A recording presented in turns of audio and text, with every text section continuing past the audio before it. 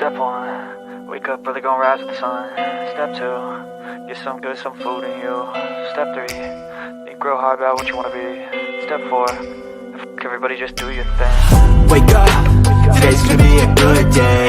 Wake up, today's gonna be a good day. Wake up, today's gonna be a good day. Wake up, today's gonna be a good day. Wake up, today's gonna be a good day. Wake up, today's gonna be a good day. Wake up, today's gonna be a good day. Wake up, today's gonna be a good day. Yo. Set your affirmations, aspirations. I got shit to do, the aftermath of preparation. Good food, good mood, blood in circulation. One step at a time, yeah, that's how you make it. Set a goal you control and the steps you take them. I try to pick one thought, have some concentration. And if I make a mistake, it's called education. I try to do this every day, call it replication. Wake up, today's gonna be a good day. Wake up, today's gonna be a good day.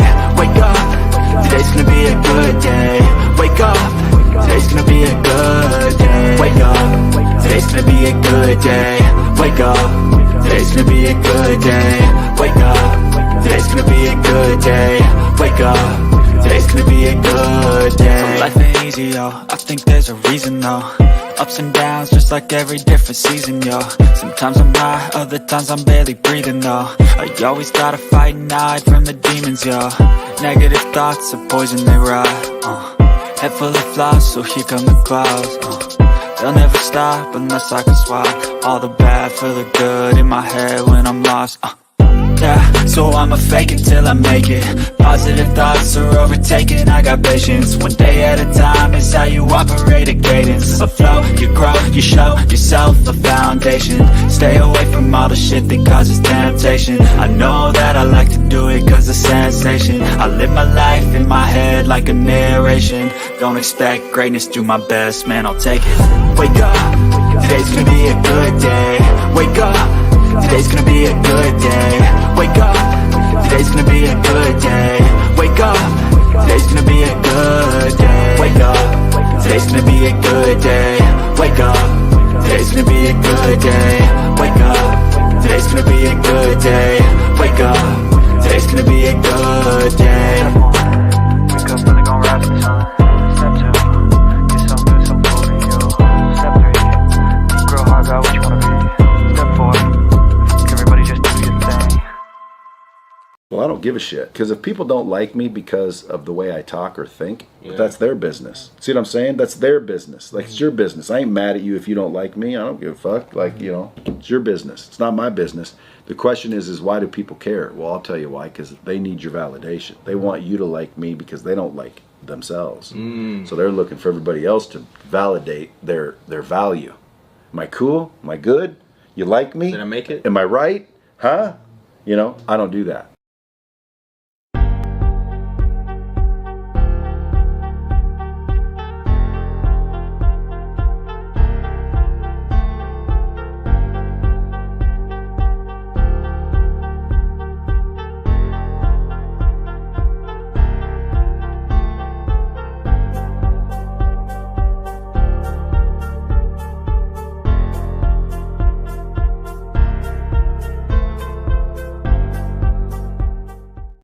Three places that you can stay for absolutely free. 3 of them. You ain't got to pay a doggone thing. Hear me. Understand that you can stay out my face for free. You can stay out my business for free. And you can stay out my way for free. Those things won't cost you a doggone thing. 3 places you can stay for absolutely free. Thank you.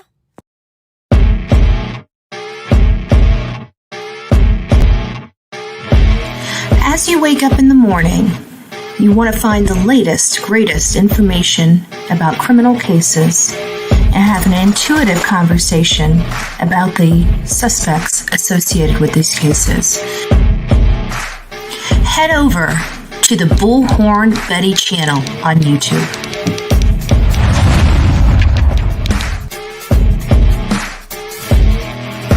Get breaking news right here on the Bullhorn Betty channel. Welcome to the Bullhorn Betty Coffee Club. Enjoy your stay and enjoy your day.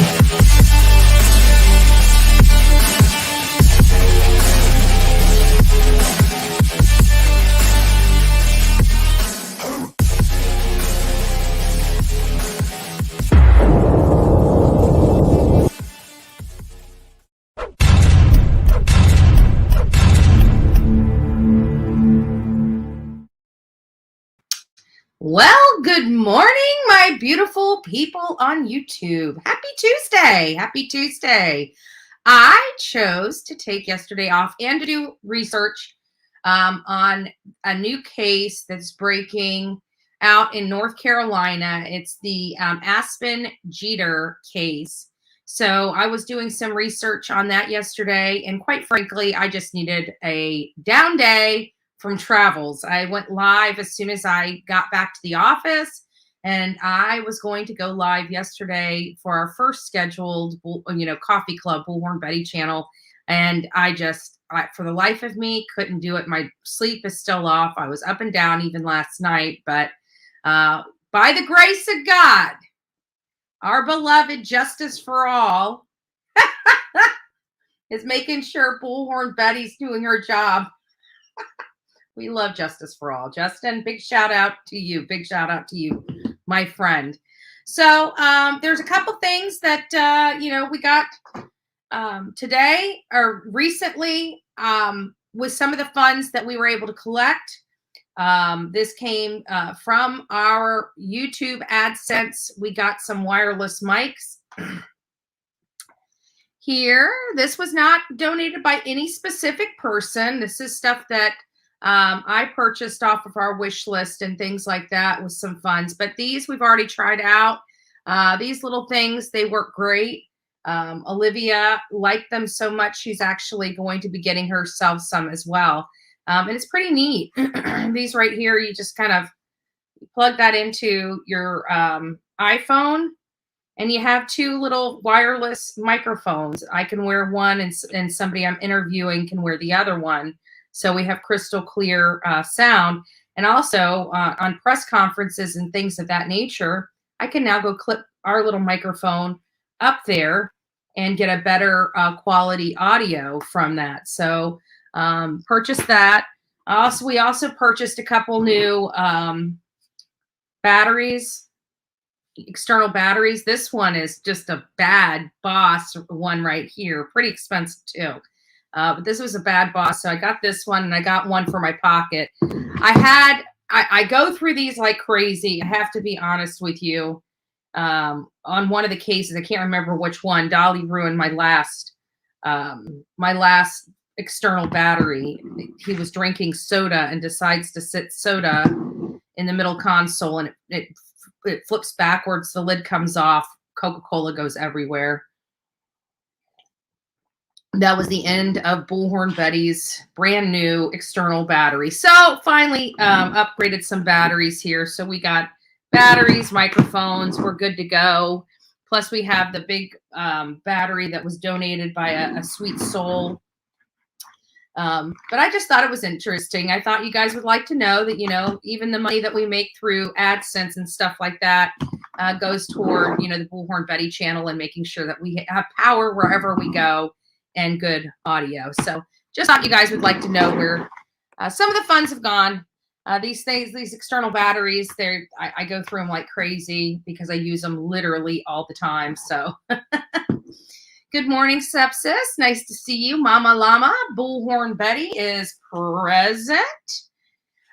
We also have, for the first time, I'm seeing it, people are saying hi, all good morning from Twitch. For those that don't know, Bullhorn Betty, I'm still learning the whole Twitch. So the ones that are in the Twitch, circle, it's nice to see you. This is my very first day debuting and running Bullhorn Betty channel on Twitch. So don't forget to check that out. If you guys are on Twitch, I am now on Twitch. I don't know how to use it, but hey, we'll figure it out together, right?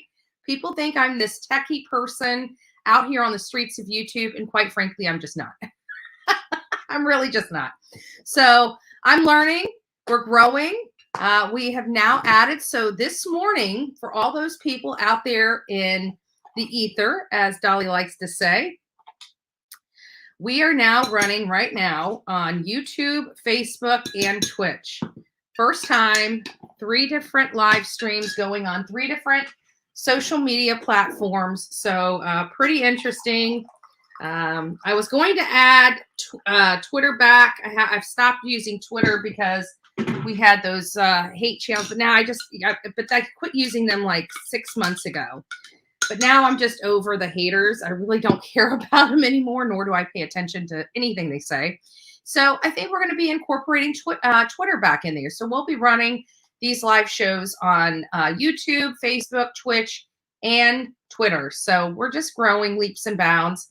And we're going to be rolling out a lot of new stuff in the coming years. So I'm pretty excited about that. And don't forget, Olivia and I are going to be working on our show. We're going to be doing a collaborative show once or twice a week. And that's going to be upcoming in the new year. We may actually debut on New Year's Day. I'm not sure how we're going to roll that out, but that would be kind of cool. So we'll see. Pebbles, it's nice to see you. Robin, AC, SoFlo Mama, nice to see you. Bridget, who else do we have? Wake Up, it's nice to see you as well. Miss Potty Mouth, I love it. I love it. I am too. We must be, sisters from another mister. Grit and Grace 2.0. Nice to see you here this morning. Jenny, Miss Robin, I got to give a shout out to Chris as well. Chris, I hope you're hearing me. Hey. Nice to see you guys. MK Neely, nice to see you. D. Marie, Bella Ann, Teresa, Little Bish, love it. Patricia Miller, Christy, Grandma Bunny, Kim, Kim, Tact.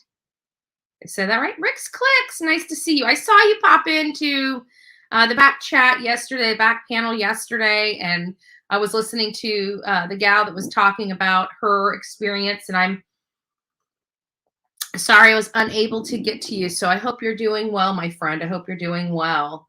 Mandy, Angel P, Mama Bear, nice to see you. Jara, Family Vibes, nice to see you as well.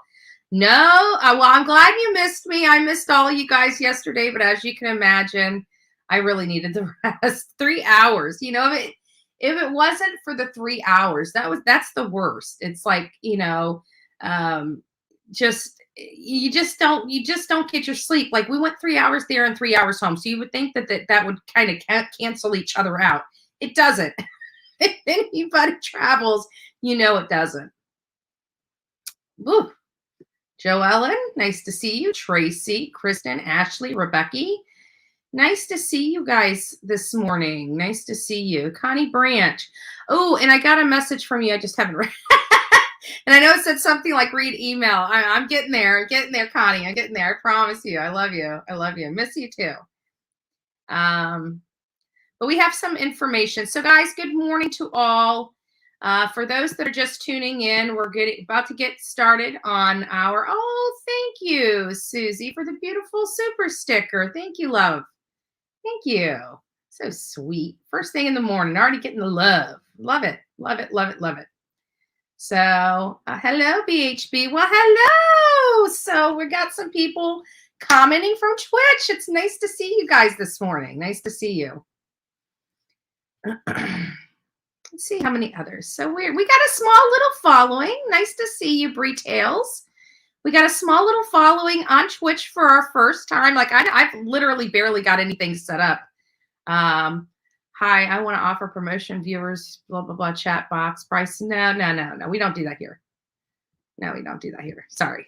No, I don't know how to remove that. But either way, no, yeah, we're not doing that here. Maybe I need to do some settings on here. You just need to watch, put for trolls over here. They can get your channel shut down. There's a bot that can deal with them, but can't think of the name right now, right this minute. I like to be honest with you. If I do anything that's going to get me kicked off Twitch, I don't need to be on Twitch. Seriously, it's that sensitive. So how do you highlight somebody's name to respond to them? Is it a phone? I have no idea. So we'll see how it works out. Hopefully we don't have too many trolls on Twitch, but you know what? I have to learn how to do the settings and stuff like that. I figured it was pretty neat. We're going on a few different channels. So we're starting at our Twitch channel. It can't be that bad. What do I do really wrong outside of you know, people just not liking me. Ooh, stand in line. It's worse than the meat counter. Pick a number. But my weight line, the weight line for me is quite long. Well, hello. It's nice to see you. It's nice to see you. God bless you. God bless you guys. So glad you moved over here. You need mods too. Thank you for everything. Okay, well, we'll get it all. Yeah, jumped over from YouTube. Give you a follow. Oh, well, thank you. For those that want to go over there and give me a follow, by all means, do so. Yeah, I'll have to figure out the whole Twitch moderation thing, but we'll figure it out. And when we do, oh, thank you, Tim. Nice to see you. Good morning. Good morning, Lex. So we'll figure it out. So if somebody wants to email me at bullhornbetty@gmail.com, let me get if you know how to work the Twitch program and the system, maybe reach out to me by email and I'll chat with you later today. So we make sure that the Twitch system is running, you know, on all cylinders and everything like that. I'm not too worried about people taking me out. If they have to take me out, Lord have mercy. You know, we'll just put up another channel, right? That's what they do, right? So you'll get it figured out. Oh, thank you. Thank you, guys. Thank you. But it's nice to see you guys over on Twitch. So we'll see how it works out, right? Anyways, I was covering a new case yesterday. I'm, you know, starting the research, you know, let the mods know kind of where we're going on this new project. And of course, it's Aspen Jeter. I don't know how many of you guys have heard about this case. It came to me I started seeing stuff come in while I was in Idaho, but there's not a whole lot I can do research-wise when I'm out in the field. Because literally thank you, Tainted. Nice to see you. Yes, I'm new to Twitch, so I hope you guys are enjoying the commentary. I'm Bullhorn Betty. You know, I cover true crime, and we cover a lot of different cases. I travel all over this country to get firsthand information about these cases. And we just came back from Idaho. We were out there in Mascow, Idaho, covering the Idaho 4, you know, the university deaths of 4 college students out there that were slain in their sleep inside their off-campus home. And so, you know, Aspen Jeter is a small case or smaller case right now breaking out of North Carolina. And this is a disappearance of a 5-year-old and her father.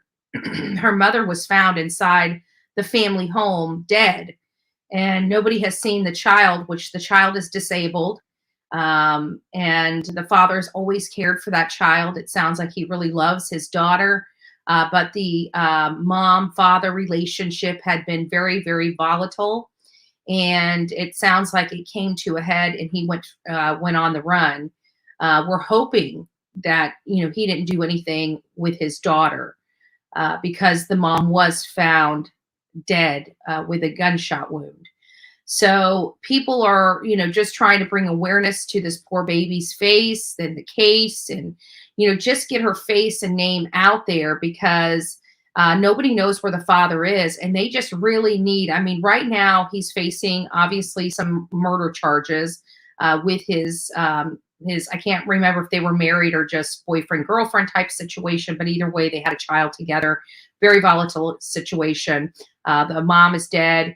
We're hoping that he did not have one of those breaks that not only the mom, but the daughter, you know, is now also deceased. But it's starting to get concerning because nobody can you know, can find them.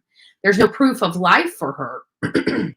And so there's been a lot of people out there really trying to just get her name, her face out there. Nobody knows where they are. They could literally be anywhere across this country.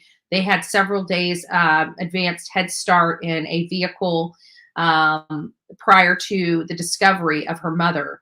So I just wanted to pull some information up for all of those that are following. I read about the crime online, aka Nancy Grace. Yeah. And I'm just getting some information.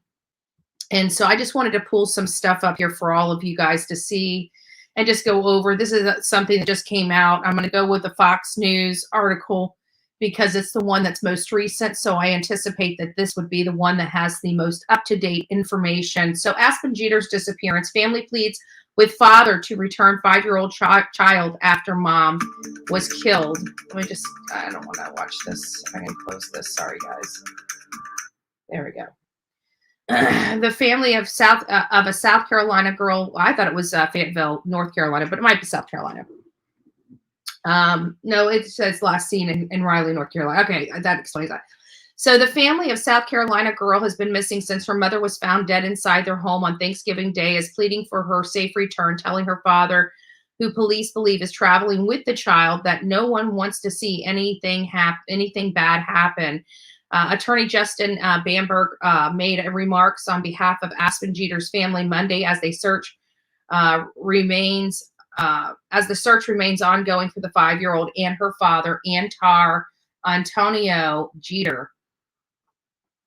Orangeburg County Sheriff says the pair were last seen on November 30th in Raleigh, North Carolina. Mr. Jeter, I want you to know, if you are watching, if you see any articles, if you happen to see a newspaper or anything, that we need your help during a press conference on Monday. No one wants to see anything bad happen. We want to know that both you and Aspen are okay. So they're just trying to find proof of life for these two, and they're having a hard time for it. So I just wanted to show you guys some photos here. This is them right here. This is the father. This is the beautiful little girl that's missing. And here they are again. And again, you know, for all accounts, everything I have read related to this case, this father loved his daughter. Okay.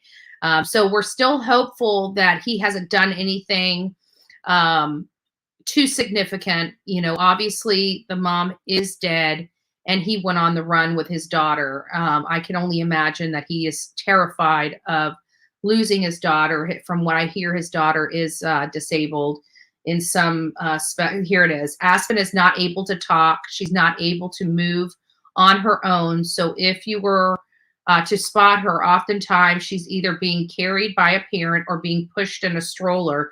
She's not going to be able to speak to you. So she's got some, you know, disabilities that prevent some things. You know, she can't walk, she can't speak. So she's got, so just be mindful of that. Aspen's mother, identified as Crystal Jumper, was found dead on Thanksgiving after family members called police because they hadn't heard from her since November 1st, according to the Associated Press. Jumper, 46, died of a single gunshot wound to the upper body. So again, this is the little girl that is missing. If you guys have seen her, if you guys have seen her father, please, please, please reach out to the Orangeburg County Sheriff's Office immediately. They are looking for this pair.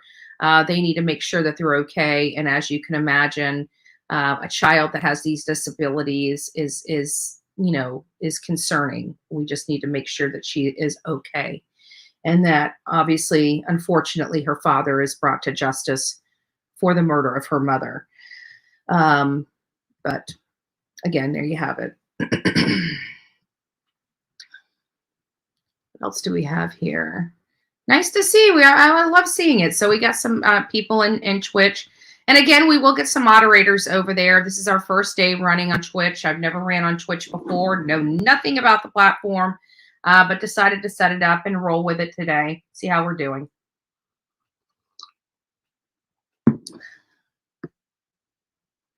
All right. So I think we've gotten through just everything. If you guys have not gone out and liked this segment, please go out there and like this segment. Sherry says, it breaks my heart. What the hell is wrong with these parents? Don't have babies if you don't want them.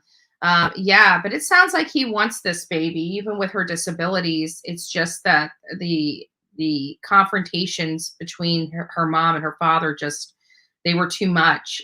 We heard from multiple people in and around the community that it was a volatile relationship between both Aspen's parents. So surprised that they were still living together, because it sounds like they shouldn't have been. Like, I thought they had broke up. A lot of the people in the community had thought they broke up. They have not broke up. They were still living together, and another fight ensued and it sounded like the mom was the problem. It sounded like the mom was the one going out, messing around, getting, partying and things of that nature. That's kind of what it sounds like. And it sounds like the father went to work, took care of the kid, and just wanted a better life for his daughter. And the mom just wouldn't stop. I can only imagine it just caused a lot of friction in there where he ultimately lost, and there's no excuse for it. Nobody could ever do anything to deserve being shot. Betty, another baby is being looked for in a landfill in Fort Dodge, Iowa. You have got to be kidding me. Are you kidding me? In a landfill? My name is Autumn. Can you love to all the fabulous. Thank you, ZZT. Nice to see you in here this morning. Autumn, can you send me an email with the link to that, please? An email with a link to that, bullhornbetty@gmail.com. Bullhornbetty@gmail.com. I sent you a photo, Betty, yesterday on email. It's one of the Idaho suspects. And yes, Michelle, I did see it. I will be going over. I've got some stuff pulled up that I'm going to be reviewing and looking at. I think that's one of the stuff in the, I know why I can't. Yeah, I saw the photo. Yes, very interesting. I don't know if I can pull that photo up. I'll have to alter the photo before I can pull it up. I gotta, you know why, right? So, but I am interested in that baby in the landfill. That is horrible. Like, what the heck is going on? Ugh. Who saw something, right? It's frustrating. It's frustrating. Nice to see you, ZZT. EMT 623 real. Numerous people went on his page and saw it, and then it went private. Someone said so. He had to watching her show that night. What do you mean, EMT? I'm not. I think I'm walking in the middle of a conversation, but I'm not sure. But I don't know the beginning part about it. Numerous people went on his page. Who's his page? And then it went private, someone said. And who said it went private? And then he was watching her show. Who's her? So you see what I'm saying? I don't know. I'm not paying attention to the chat. I'm sure some people can help me with that. The father is missing too. I guess they assume she killed the mother and then took their daughter. Yeah. Well, they were living together. They were living together. So it sounds like that they had some kind of altercation where it got so heated the father shot the mother and yes, took off with the child. But because the mom is dead, it causes a level of concern because this man has nothing to lose. He might be in that mentality that nobody can take care of his daughter better than he could take care of his daughter, that's not going to be a life for his daughter. He might be going through some of those types of thoughts. That's not good when you're on the run with a 5-year-old. That's very dangerous. It almost feels like he would do this out of mercy. And it's very unnerving, especially for a beautiful baby girl like her, and very concerning. So not sure what's going on. Apparently there was a couple properties that he owned. So they looked at the second property in the last couple days.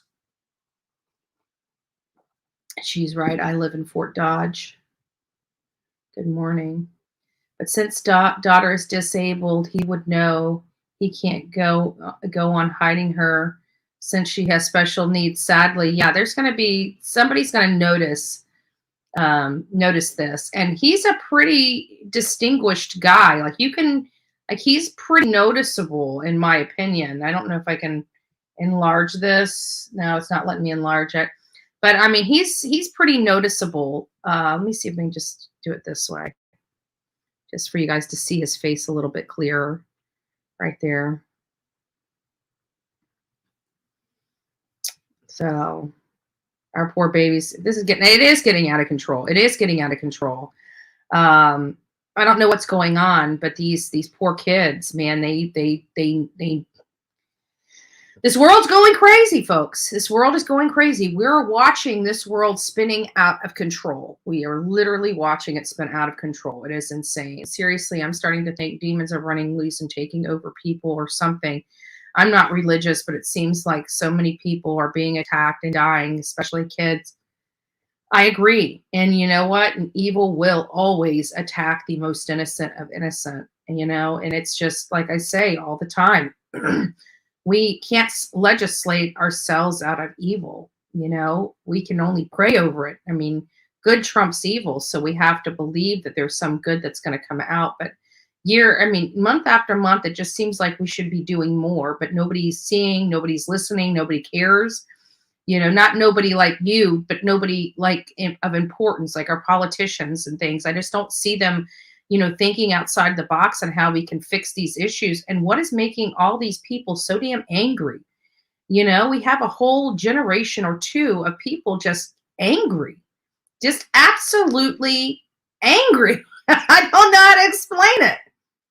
We have over 1,000 people, almost 1,100 people in the chat right now. If you guys have not gone out and given me a thumbs up, please go out right now. It's free to say thank you. My mods are working hard in here. I hope everybody's having an amazing Tuesday. I'm sorry I missed you guys yesterday. I really am. But I needed a down day. I really did. And I did not abuse the time. I laid in bed gracefully and I ordered food out all day.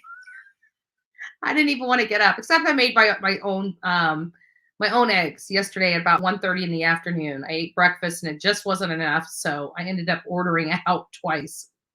It's a habit. I don't know what to do. Miss Chuckles. It says you need at least 50 followers. You get that by the end of the day. And you need to put in the same hours to be in sort of monetization. Oh, interesting. I didn't even know Twitch had monetization, but that's nice to know. A little bit of extra help for the Bullhorn Betty channel. Hey, we'll take it. We'll take it. Thank you so much for the info. Are you planning on enabling subs on Twitch? I would love some to promote on here. I'll go through Twitch and figure out all the settings on there today. And yes, we will be promoting enabling subs on there. We definitely want subs.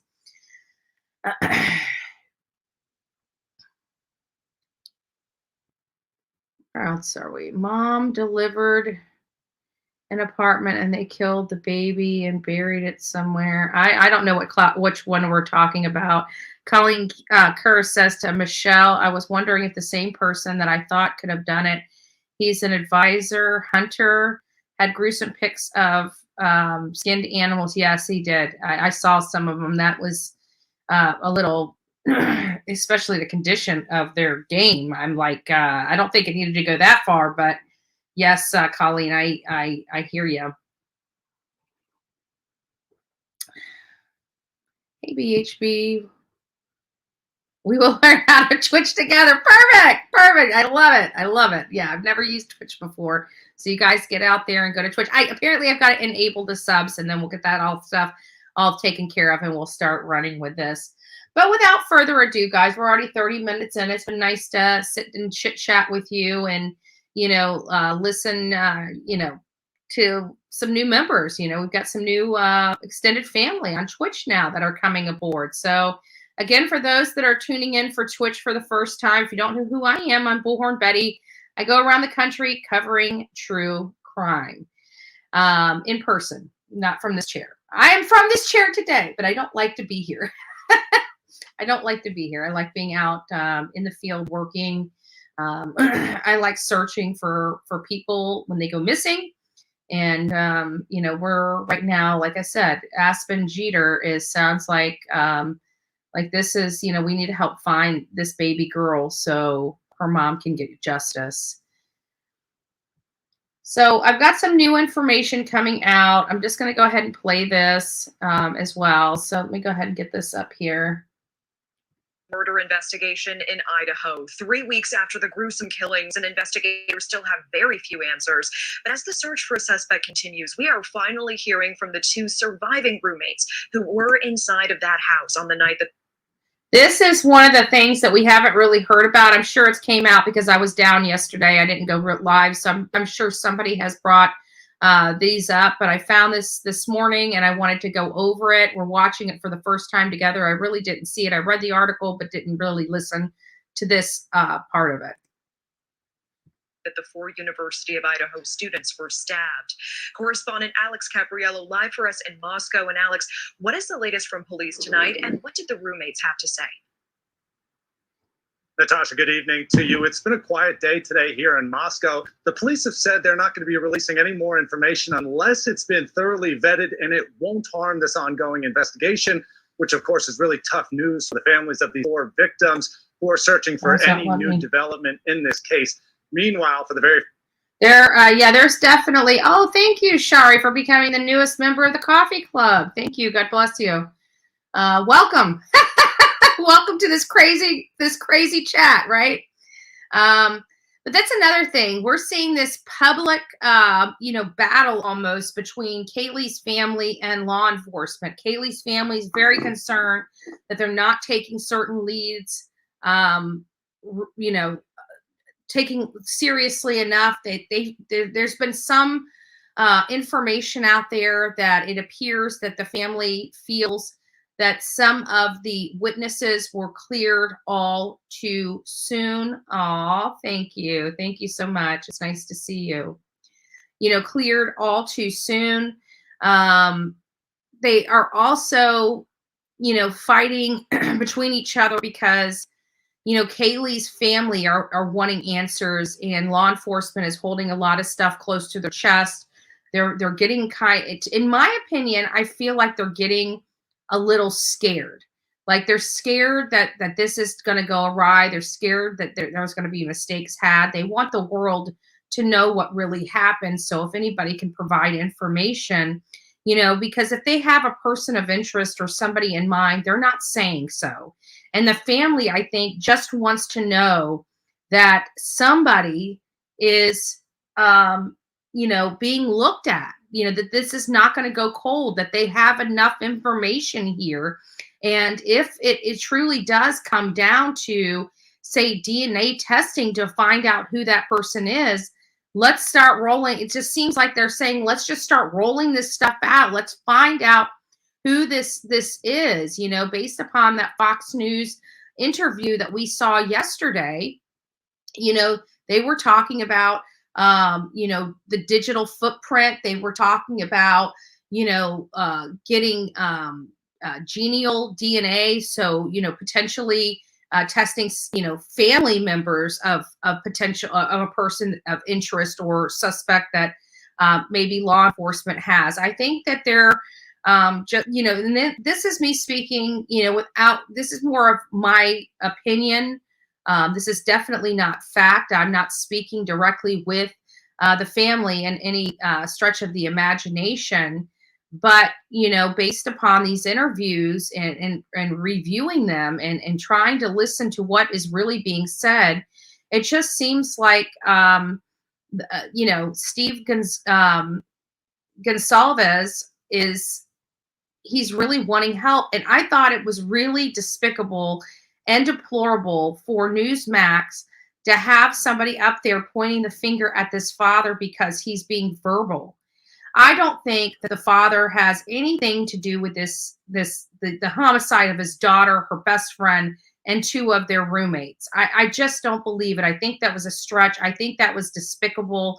I know that obviously we have to look at all aspects, but seriously, what's the means, motive, and opportunity for Steve? Seriously.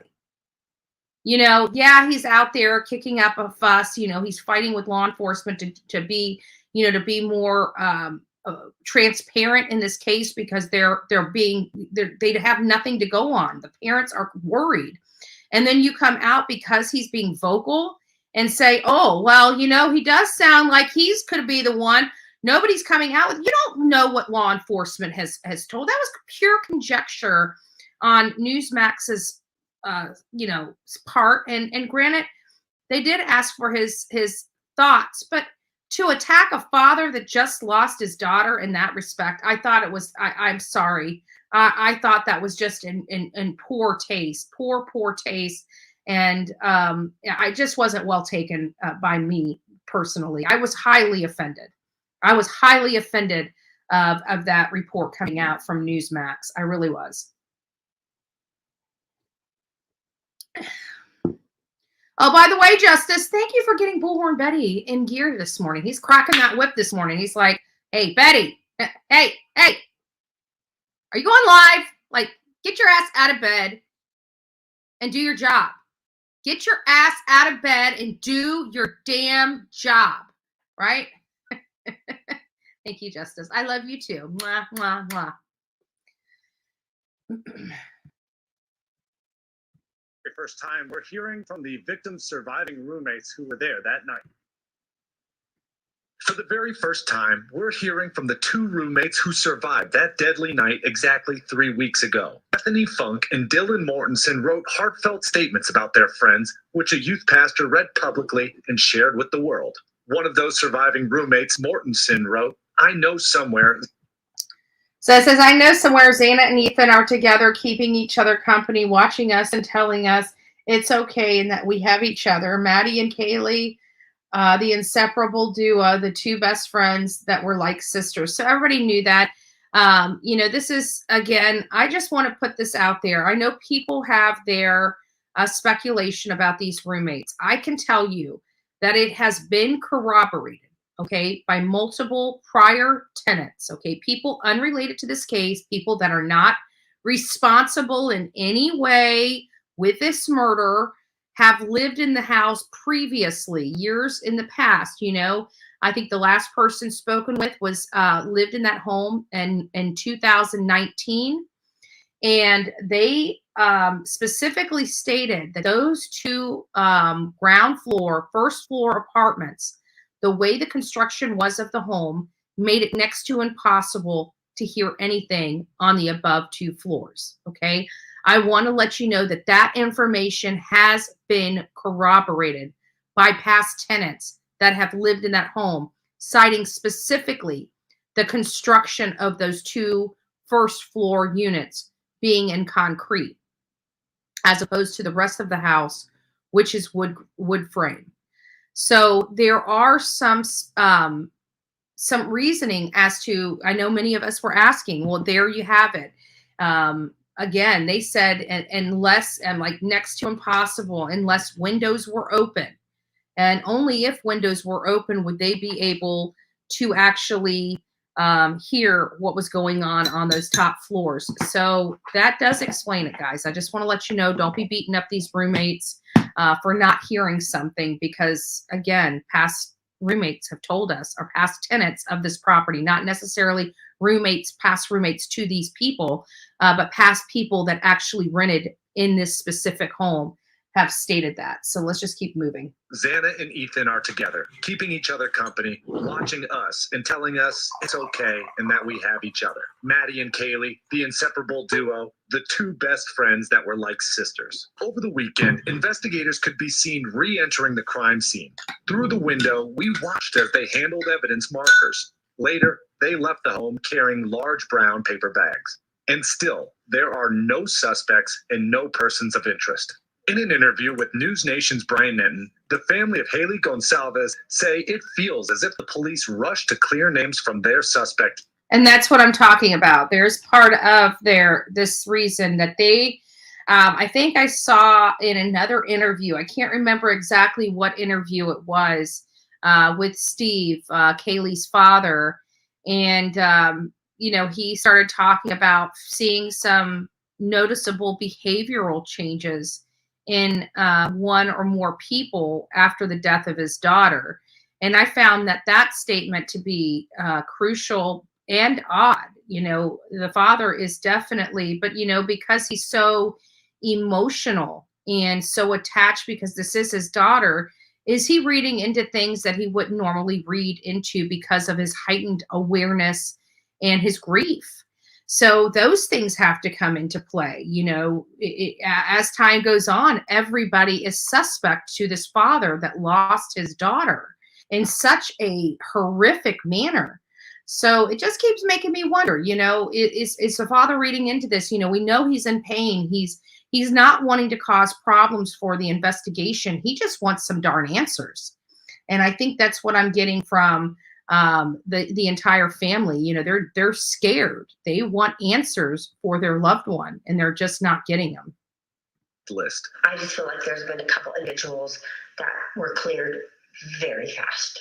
That may not. Maybe you should know one. The police on Saturday dispelled circulating rumors of potential suspects. That includes the 2 surviving roommates, a man caught on camera close to the girls that night at a food truck, a rideshare driver, and an ex-boyfriend. And that guy on the food truck guy, they're talking about the hoodie guy, the Jack Showalter guy that everybody is still convinced had something to do with it. You know, and there's speculation that he's over in Africa. It's hard for me to believe that he's there, but I'm not, I don't know one way or another. I have not corroborated that information. I don't know if that's fact or if that's a rumor. Until I corroborate it, it's going to be stated as rumor here, because right now there's no proof that he left. There's no photos of him over in Africa. There's no statements that I've seen online stating he's over in Africa. There's just some posts that I've seen throughout social media stating that. Now, in all fairness, a lot of the rumors that we heard early on in this case have actually panned out to, at least for the appearance, to be somewhat true. So does that mean he's not over? Does that mean he's not over in Africa? No, I don't know. I don't know one way or another. We hear that his parents have money, and just because people have money does not make them guilty. Okay, let's be honest. I mean, and I hear that. Oh, his parents have money. His parents are physicians. They're going to protect him. He did it. And I'm like, that is not how we determine who is responsible for crimes of this magnitude. There might be a lot of reasons why Jack was cleared early on. First of all, we're now finding out there was DNA left at the scene, the DNA from the assailant. That DNA has not come up with a hit or a match to any specific person as we know yet. Why am I telling you guys that? Because that means that there would have been injuries on this person. The reason why some of these people may have been cleared so early on is because they didn't sustain the injuries that would have been on the assailant at the time of the attack.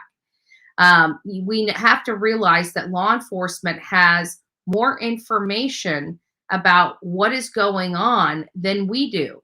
So this means early on, they may have known that this person, based upon, they can tell transfer blood, they can tell the pattern in which a person is walking based upon the way the drops of blood hit the ground or hit the wall. They can literally tell the direction somebody was traveling based upon those little droplets. I mean, this stuff is very technical. It's a skilled process.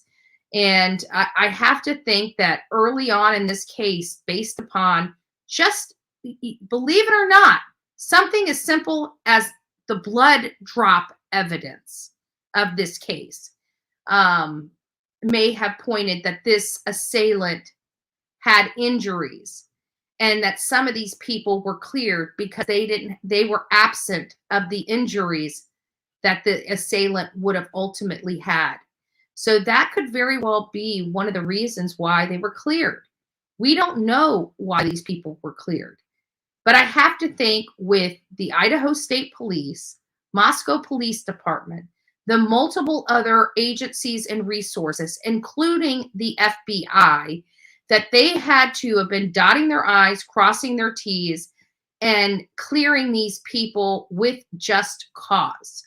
So I don't believe that when we hear, I just feel it's a waste of time to keep focusing on the people that law enforcement has publicly cleared for the reasons I just stated.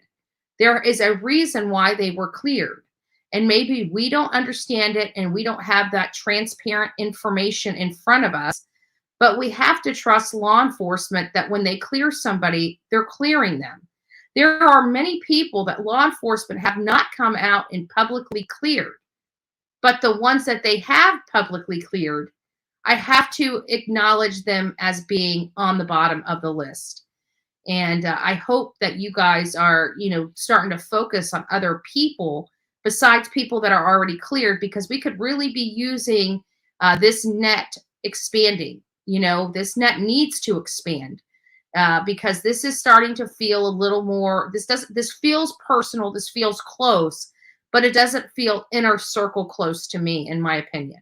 And we need to broaden the net. We need to look at people on the outskirts of the inner circle. Who would those people be? We should be sleuthing these social medias and finding friends of friends. We need to be looking at friends of friends. We need to be, looking at who it was acting weird or showing, different behavioral personality differences before, during, and after this crime. That could be a clue in and of itself. So anyways, and we're also going to go over some new information here. So let me get through this real quick and then we'll keep going. Natasha, one of the issues that these families tell News Nation is that the police just haven't been very forthcoming about the alibis of these people that were once perhaps listed as people that they might want to pay attention to, but have been cleared right now by law enforcement. So that really leads these families to really wonder and speculate about the level of due diligence that's going on with this very quiet investigation. Natasha? All right, Alex, thank you. And yeah, it has definitely quieted down. The investigation has definitely quieted down. It's a little concerning, to say the least, with it being quieted down. But, we have,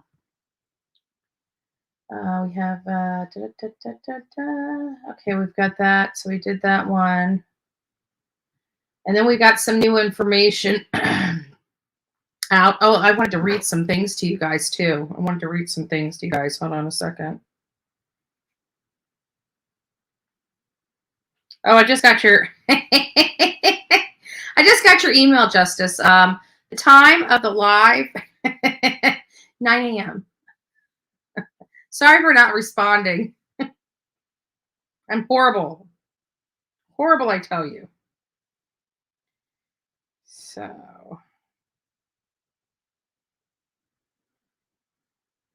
I gotta tell you, something that really just kind of gets in my crawl is I ordered food. I forgot to tell you guys this story because I forgot we haven't talked since before yesterday. So yesterday I actually ordered from Popeyes. I was wanting, Popeyes fried chicken, right? Well, after waiting 2 hours, DoorDash did not deliver my food. Even the person reached out to me and said, "Oh, I'm sorry, they're taking forever on the order, blah, blah, blah, blah, blah." I said, "Okay, no problem. Thanks for letting me know." Next thing I know, I checked and I realized that a new driver was taking the order. And then it finally looked like the driver had left Popeyes and was heading this way. And then all of a sudden my order was canceled. I was so upset. I waited 2 hours. So I ended up ordering from Red Lobster. Enjoyed it much better, but still, I still wanted my Popeyes. I may go by the day. Don't tell anybody. What does it say? Caitlin says, yeah, I seen something on Newsmax talking about Steve saying it seems like he's the one who did it. He's giving out all this information none of us knew. And I'm like, dude, seriously, he isn't the killer. Exactly. And not only that, but Steve kind of explained how he has some of this information. One, as far as the injuries to his daughter and Maddie, I'm sorry, but I guarantee when those girls got to the funeral home, I guarantee that man went and checked their bodies. If I was a parent and my child had been murdered in such that way and law enforcement didn't want to give me one tidbit of information, you damn right. I'm going in there. I want to look at my child. I want to know what the hell my child went through. I want to see those injuries on my child's body. I want to know what my child went through. Period. I don't care if it scars me for the rest of my life. I want to see my child. And so some of the information he has, like he said, this was not leaked. This was not leaked. I earned this, is what he said. And the gentleman on Newsmax made a very crucial mistake when saying that, because he says, I was leaked this. No, he said he was not leaked the information. He earned it. He paid that bill. That's when it dawned on me that he had to have seen his daughter. He had to have seen Maddie's injuries and his daughter's injuries. And based upon what he saw with his own eyes, he was able to make that determination. You don't need the police to tell you that. You don't need the police to tell you how many injuries are on your child when you are paying for their funeral. It's got to go to the funeral home. You are entitled to see your child. They can't force you not to look at your child's injuries. I just thought that Newsmax, I literally, I was appalled by their coverage, because it was all pro Steve did this, and nobody was playing the other side as to why he would be doing this, other than, oh, well, parents grieve in different ways. No. Why did you guys put up there that, yes, he buried his daughter? Yes, he's paying for those funeral expenses. Yes, he has access to her body. Yes, he could possibly and potentially have seen the injuries on his own child's body. Yeah, that's probably why he has details that haven't been released by law enforcement. But hey, I'm just a stupid YouTuber over here, right? I don't have the ability to think for myself. I would know, just a stupid YouTuber over here.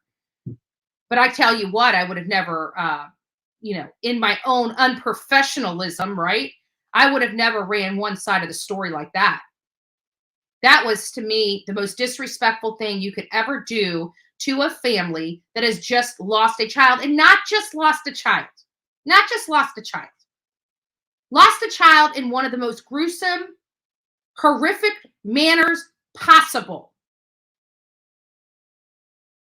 And you've got your professional, the person that you chose to run your news, saying, oh, I've talked to a bunch of friends and it really sounds like the dad did it. That's the best you got, and you want me to take you seriously? And I actually even had a friend say, that guy is really, really good. I don't give a rat's ass if he was the best person. He's wrong. He's wrong. And he's biased. And why do I think he's biased? Because he didn't give them the other side so people could have an informed decision or an informed information to make a decision on whether they thought that girl's father. Now you've got people talking on the airs actually thinking that it is possible that girl's father actually killed her and her friends. You have got to be kidding me right now. That was horrible. That was horrible. You're not going to get that on here because, to be honest with you, we're going to talk about it. It is a real possibility. Yeah, it is possible that any of those parents could have drove to their kids' home and snuck in and butchered them to death, right? And walked out and said, let me do this for clout so we can have a memorial at the University of Idaho. Yeah, that's what parents do. What do you think they were doing? Trying to get out of a student loan? Like, what the F? You have got to be kidding me.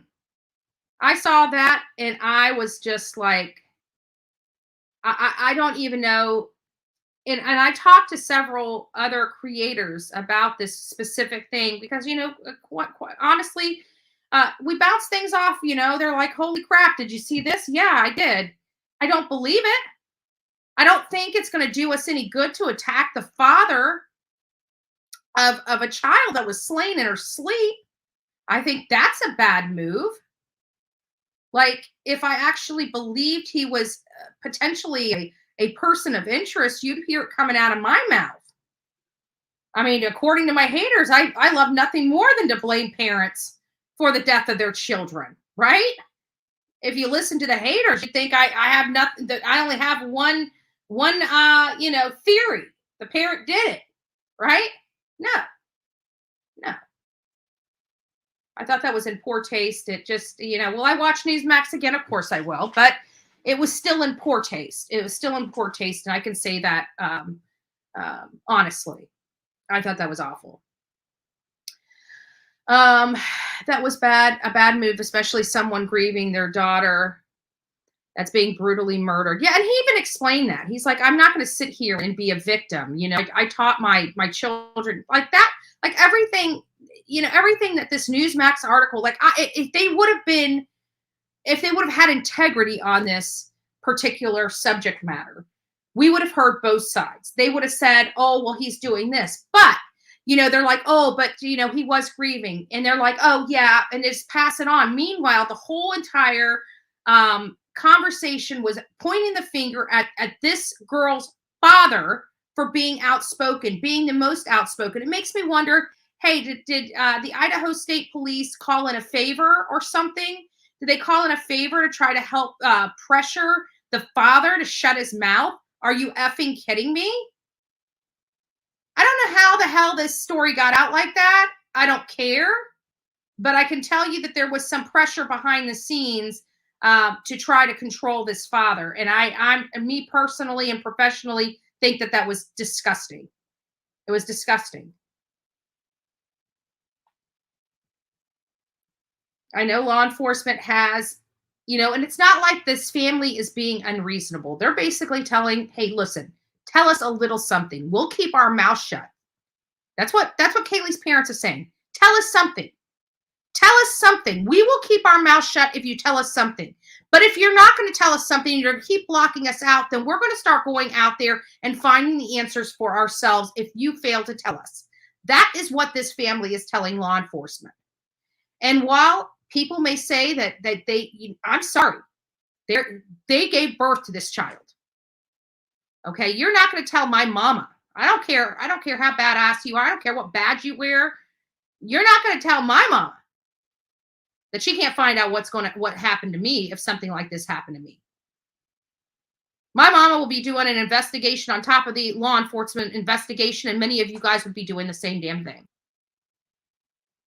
So I don't want to hear that this father has something to do with it because he's demanding answers that he's not getting. And if he's anything like many of us are, he's not going to give a rat's ass about law enforcement. He'll do his own investigation. He'll find his own information, and he will utilize any tool at his disposal to get that information. So it would behoove law enforcement to pull him aside.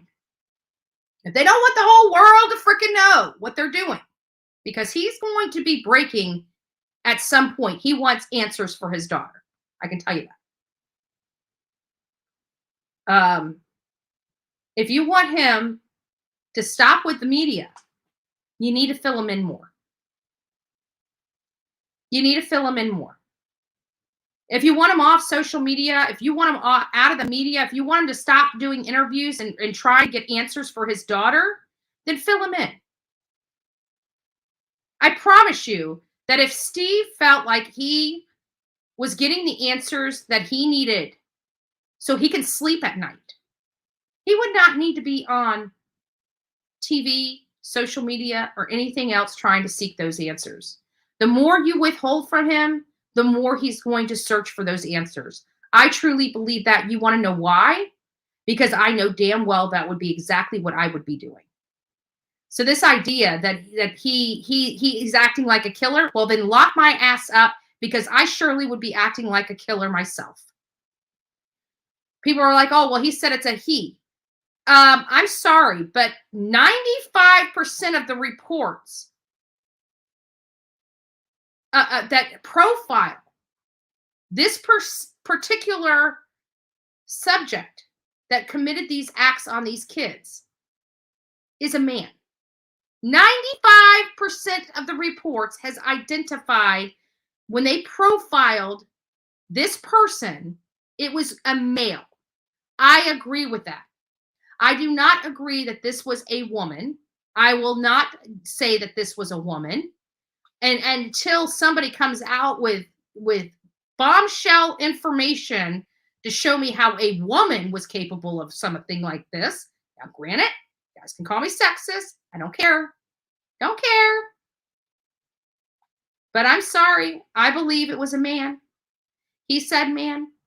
Ooh, it's probably because he heard from law enforcement that it's most likely a man. But I understand that this Yahoo on Newsmax had no idea the conversations that either party have had with one another. So his total, and what pissed me off the most is he had conjecture. He didn't even have a good hypothesis. It was all pure conjecture. And so that's what really, really just Newsmax, do better. Do a lot better. Do a lot better. What does it say? It's Betty's lucky day. She got double thumbs. Oh, well, thank you. Awesome. Love it. Guys, don't forget to go out there. We have almost 1,400 people in the chat this morning. God bless each and every one of you. Please don't forget to go out and give me a thumbs up. It is free to say thank you. We work very hard on the show to bring information to you. It's a lot of research, a lot of reading. It's a lot of everything. For those that are just tuning in and don't realize, I just came back from Mascow, Idaho. I was out there in front of this home. We watch, actually, I came across the first video I did out there. Let me see if I can Dropbox it over to me. And if I can, I was going through my videos last night and I was just wanting to see what I can. I'm like, holy crap, I don't think I even released that. And so let me see if I can do that now. The airplane. I think it's this one. 11:22. Yep, it's this one. Let me see if I can airdrop this one. Give me just a second. But we found out a lot of different stuff. Wow, that was quick. Give me a second. Oh, wrong one.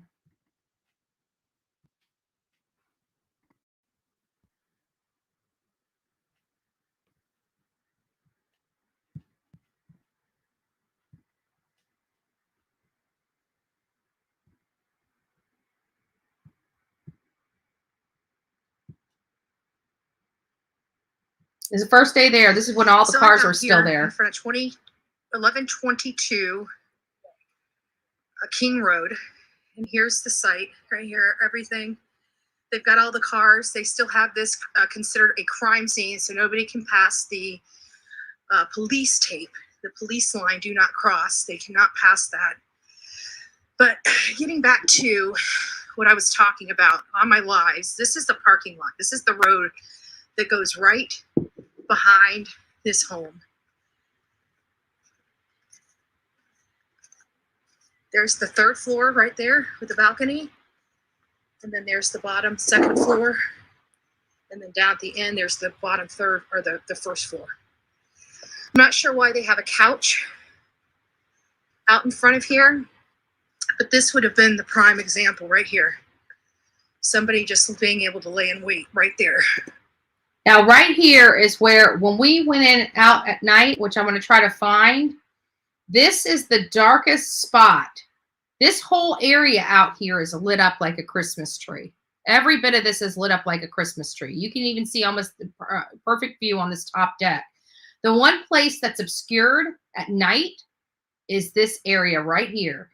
And we've seen this over and over again. The screen is over here.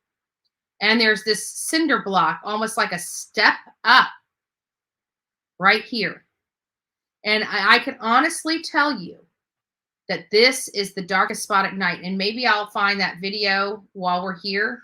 Or any of these places. But this looks like the prime area to watch what's going on the second floor. Somebody could literally, let me go back to that parking lot. Hold on, let me see if it'll let me go. Let me drag this back. Probably won't. Oh, yeah, there it goes. Oh, wait.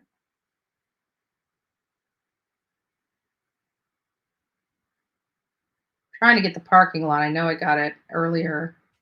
There it is. Like somebody could literally be staying, like backing a vehicle in right here and just watch through the trees what's going on. And they would be virtually undetected at night. You can't see hardly anything back here. Now you can, because there's a lot of lights back there. But according to one of the people that we interviewed, his name was Jeremy, he said it's pitch black back here. Pitch black. I'm not sure why they have a couch out in front of here, but this would have been the prime example right here. Somebody just being able to lay in wait right there. Or any of these places, but this looks like the prime area to watch what's going on the second floor. And this was at the time that I knew without a doubt that this didn't feel boyfriend-y. This didn't feel entanglement-y. This felt, oh, excuse me. Excuse me, my allergies are still all messed up. But it just didn't seem like that to me. It seemed different. I can't describe it. But when I saw the layout back there, and I'm almost convinced that whoever came in that home got access to that home from the backside of this house. I believe that. I believe whoever did this probably most likely if they were in a vehicle parked back there. So I'm curious as to who was leaving, who was seen driving in the area during that time. There is the possibility that it was somebody that lived in that area, in those apartments or in one of the surrounding houses. And we've been hearing information about that. Somebody that was watching them. That's possible. So there's a lot of possibilities that went on there. Let me see if I can find the one from the nighttime so we can kind of compare these two. So just give me a second. I'm going through this stuff, but we did go out there at night. Here it is. I think this is it. Give me just a second.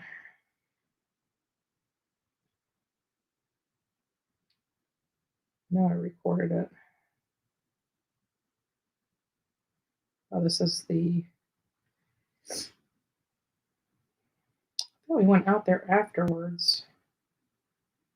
Here it is.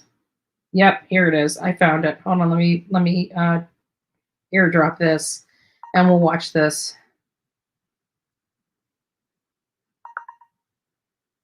Okay, it's ending.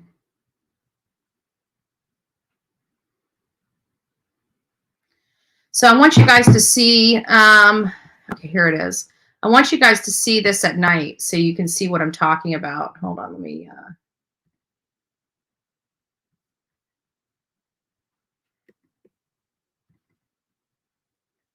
okay, oh, so it's this one. Okay, here we go.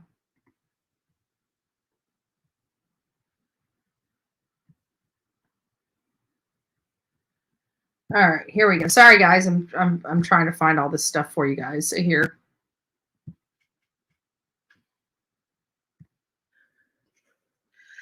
So, hey guys, we are out here. It is nighttime. As you can see, sorry guys for blowing my nose. Sigma Chi fraternity house is all lit up. Here's what it looks like at night. It looks like it's pretty lit. It's pretty bright out here at night. And I can tell you that we heard people out there drinking and partying when we were out there that night. However, even with all the hooting and hollering, as soon as we got in the car, you couldn't hear a thing. Over here. However, over here, you have some lights that are on. But here's the fraternity house right here. So we're going to actually take what we believe, like, I'm not sure how Xana and Ethan would have come out of here if they would have came out the back door and walked down King Road, which is right over here, right behind Olivia. There's King Road. Or did they come out of here and go over to the stairs that we saw? I have a funny feeling that they came out of this back area here because it seems like this. I mean, you can see couches and stuff out here in the snow. So I'm wondering if they had parked or had partied there and then decided to leave and come this way. Now, we don't know the condition of this area prior to today. You know, we're walking back here and there's a lot of lights. It's pretty well lit. But does that mean that's the way it was at night, or were these preempted and things that were done as far as lighting and stuff after the fact? We're not sure, but we are walking down here. Again, as you can see, the fraternity is behind me. This is King Road. And we are going to keep walking here at night. This is what it looks like. And again, we don't know if this is what it looked like the night that this attack happened. We heard that this was pitch black out here at night. Pitch black. The one thing that I'm noticing is they have left this house exactly the way it was that night. And what you see behind me, this area right here, is lights from the back of the porch, right there.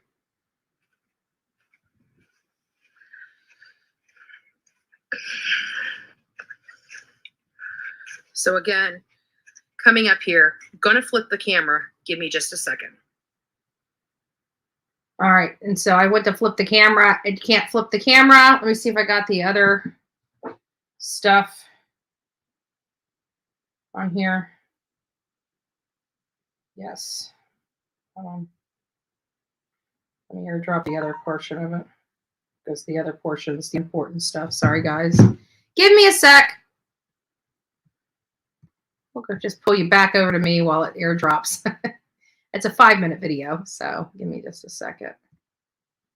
I put this one down. Okay, there we go. So here we go. Now we're gonna get up.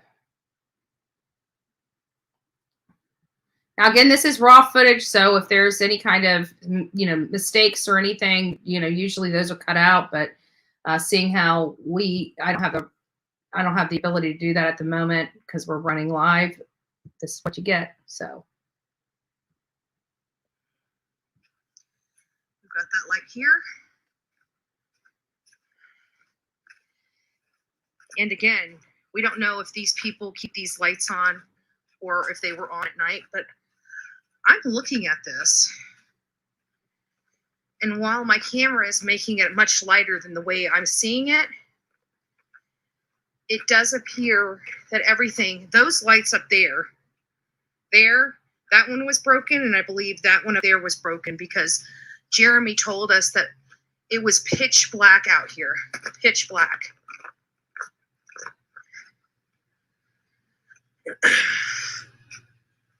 This house has been left the way it was since the day this all happened.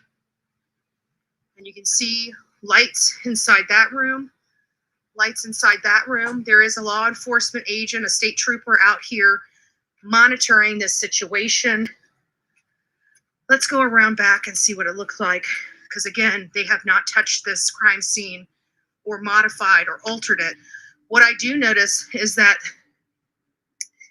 it appears the bottom rooms outside of one is lit up. The top rooms are lit. you can even see something. Hold on. You can even see something up here on this through this window here.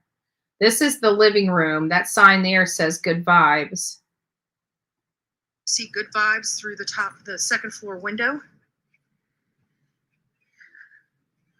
You can see lights lit up on the second floor window, both of them.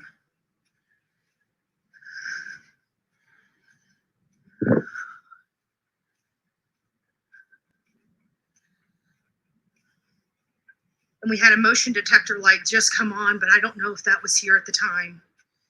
You can see the couch. And this is the back side of the house. So now we get a good view of what this looked like. So again, this is all lit up. This is the only area that's like dark, dark, dark. And this is the area that I stated, that had you got the screen over here. You've got the cinder block right there. And this is the darkest spot to the house. This would make the perfect entry point right here for the assailant that wants to be stealthy.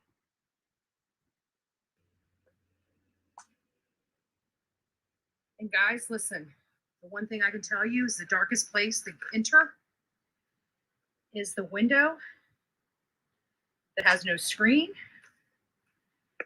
and a cinder block under it. That's the darkest spot in the back of this house. Could that be the entry point right there? That very well may be the entry point that this assailant broke into this house. You can see the light in that window.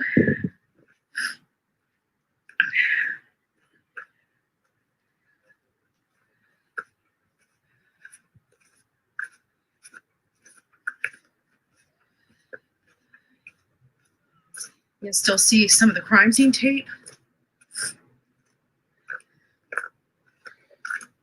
But look at this. This is all dark. You wouldn't really see it. You wouldn't really see because of this hill of snow. But even if this wasn't here, this is laying on something. So this is in a very obscured location of this home that is not lit up.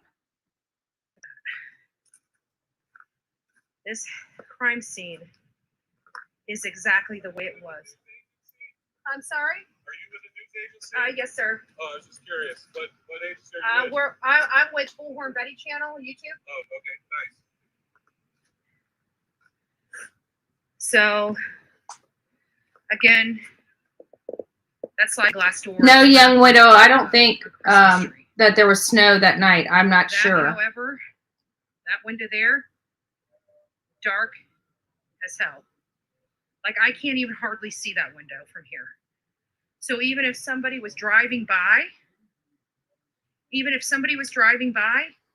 I don't know if they would even notice somebody trying to get into that window here at night. The second floor balcony right there is also very dark. But that window with that cinder block is the darkest spot for entry in this condition. Look at that.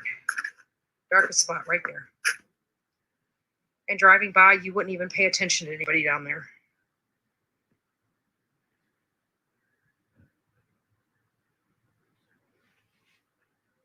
Crazy. But again, these lights here were not working. It was probably about this dark.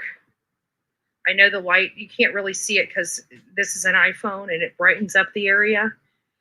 But it is pretty dark out here, but not as dark as I had initially thought it would be, even if these lights on this building weren't working.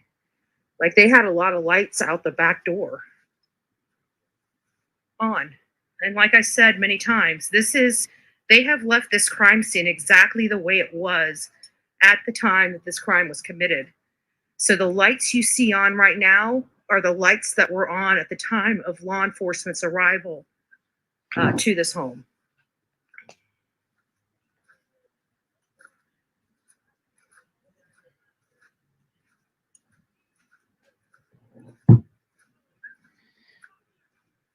So there you guys have it. You guys get an idea of how it looked at night there at the house. It was a lot more bright than I had initially thought it would be. But again, even though it was bright, there were still some areas of really dark spots. And even though it was the phone, I mean, I love the phone, you know, as far as the video taping of it, it has great quality, especially at night. It was not that bright being there in person. The phone did actually enhance some of the brightness of it. But that one window, when I first got there and it went really dark, that was about the darkness of the area. Let me see if I can find that on here. And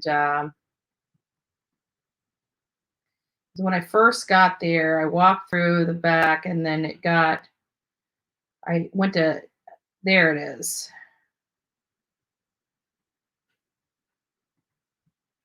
Let me see if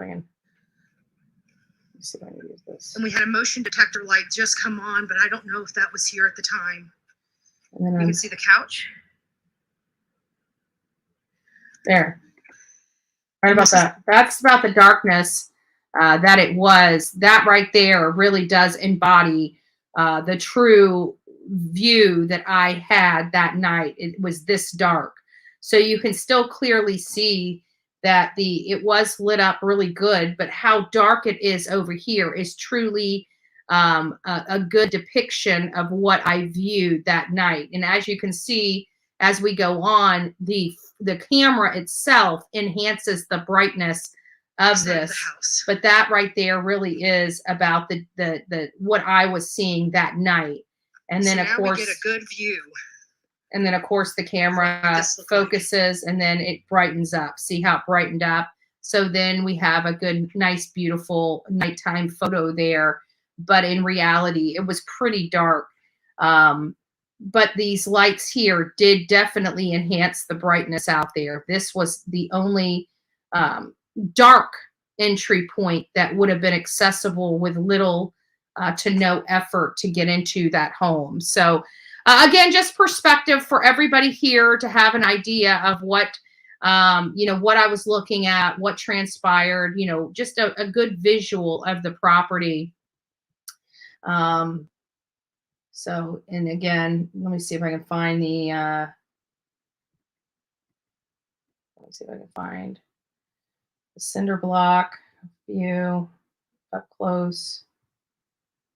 Oh, I do.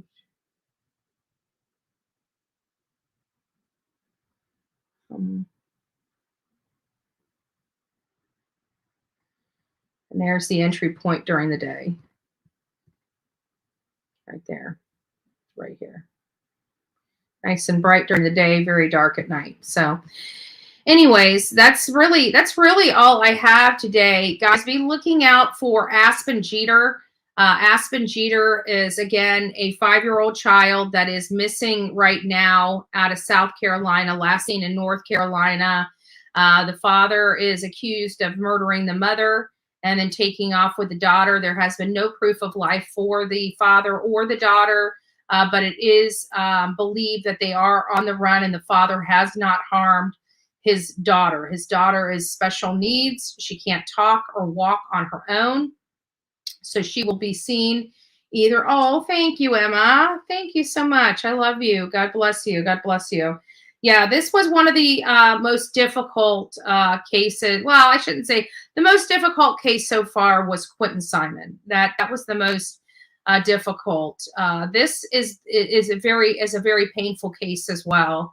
This hits home for many reasons, primarily because good live plan today. Join me 11 Eastern. So guys, Justice for All is going live at 11 a.m. Don't forget to go check out his live as we wind down this one. Love him. Can't wait to see him. Going to be seeing him real soon. So I definitely love supporting, creators that align with the Bullhorn Betty values, Bullhorn Betty channel values. And again, Justice for All is one of those people. Yes. So, but Justice, if you want to use any of these videos, let me know. I can send them over to you so you can use them on your channel if you want to give some perspective of the house, or you can just pull them off here. It doesn't matter to me. But you're more than welcome to anything. So, but getting back to this, Quentin Simon was obviously the most painful. Oh, thank you, Tony. Thank you. God bless you.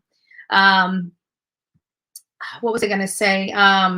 But this case was the hardest because we know that if Kaylee was following Olivia on TikTok, many of you know, I used to be a TikTok fanatic, used to be on there before I came over to YouTube. Since I've been on YouTube, I really haven't went back to my beautiful TikTok family. But those that are on TikTok know that Olivia has been, if she's following Olivia, she's been watching the work that Bullhorn Betty and the Bullhorn Betty channel has been doing for over a year. And it's really sad because, again, she was following Olivia and our work, and now we're covering her case. And I just can't express how that feels. It's not a great feeling. It really isn't. It's sad. And that's why it hits home for us. Even if this case didn't make national or international news, we would have still been out there just for the simple fact that this was somebody in our fan base. At the end of the day, this is one of us. And we would be out there if it was any one of you, and we were definitely out there for her.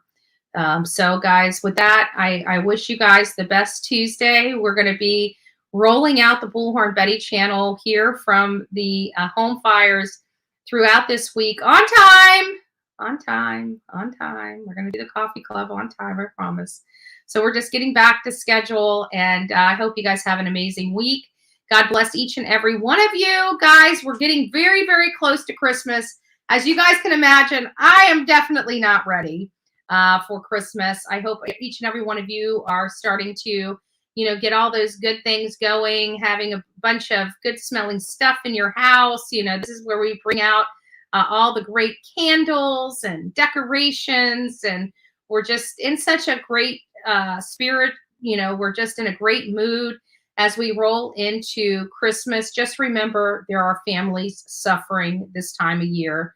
This is a case where 4 families are suffering the worst kind of suffering they can have as they roll into the holiday seasons and roll into Christmas. And there are many other people that are going through the same thing across this country that didn't make, news. So we definitely want to keep them all in our prayers. And we just want to have everybody have a wonderful season. So guys, don't forget to be fearless. If you see something, say something. An ounce of prevention is worth a pound of cure. And don't forget to go over and check out Justice for All. Right after this, you guys got a half an hour to go to the bathroom, get your lunch, get your coffee, and go see Justice. And don't forget to throw some bullhorns and some coffee emojis up in his chat as you guys tell him that you love him and that Bullhorn Betty sent you over to his channel. God bless each and every one of you. Have an amazing day. Good.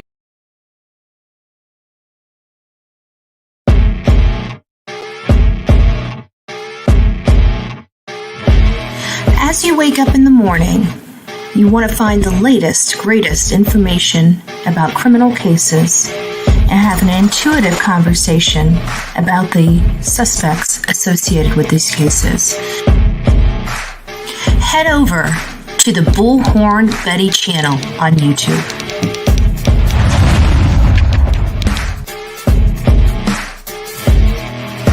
Get breaking news right here on the Bullhorn Betty channel. Welcome to the Bullhorn Betty Coffee Club. Enjoy your stay and enjoy your day.